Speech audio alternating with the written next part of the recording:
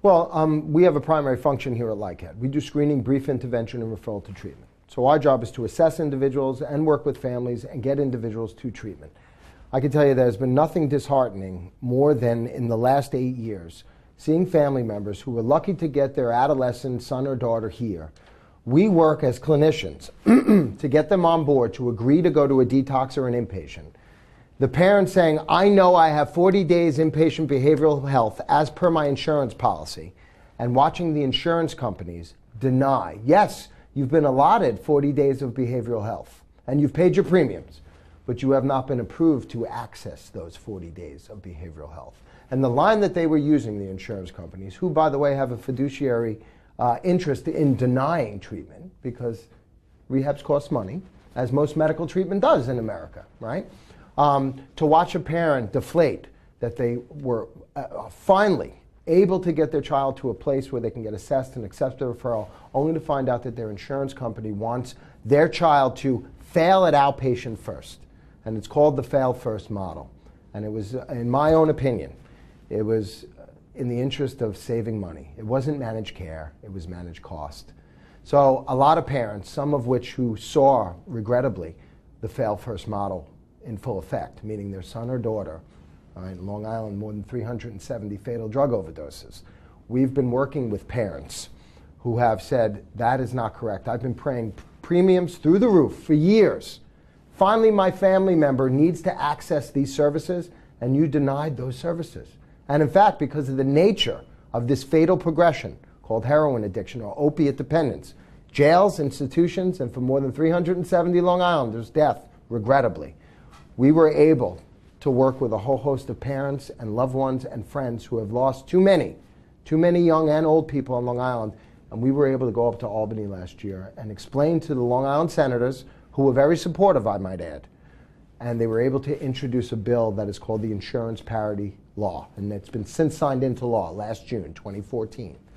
Now, it was supposed to go into effect in April, where if you want to do business in New York State, and you pay your premiums, you cannot, if someone with a physician's credentials or a licensed clinical social worker, you cannot deny treatment if someone who was doing the assessment makes the recommendation or the prescription in the medical doctor for 28 days inpatient, okay?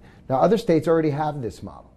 So I think it was a huge breakthrough for the Long Island treatment community, and certainly for parents and community members, for those who have loved ones in the throes of addiction, and for those, regrettably, who have lost loved ones and hope that they didn't lose loved ones in vain.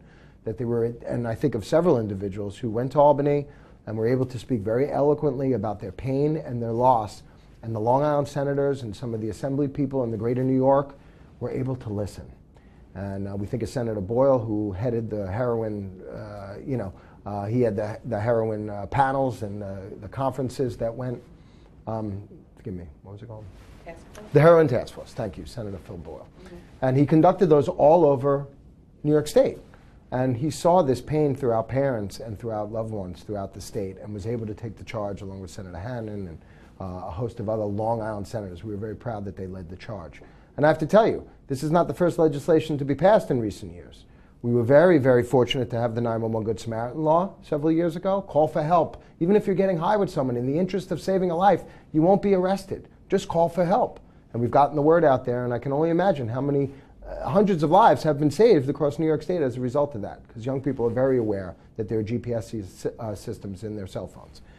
The iStop law, when we saw prescription drugs becoming a problem, not having a real-time database for the internet system to track over prescribing, cutting off their supply of prescription drugs, and almost equally important, unscrupulous prescribers who are writing thousands of prescriptions a month for cash. And several Long Island physicians have been barred their license, and some have gone to jail because of these unscrupulous prescribing patterns.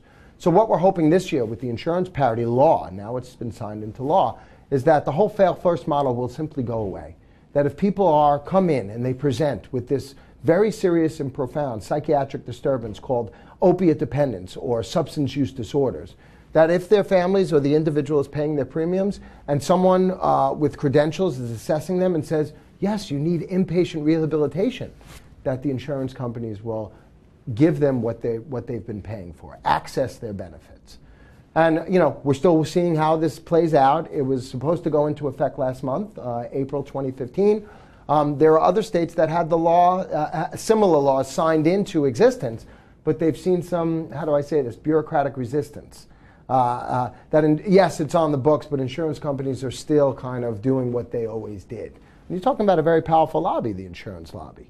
I have to take my hat off to the Attorney General, Eric Schneiderman, who has led the charge not only against insurance companies, but he was a major, major supporter of the I-Stop law and getting that passed. He is more than aware that our jails are filled with young and older people who were there because of, directly or indirectly, because of substance use problems.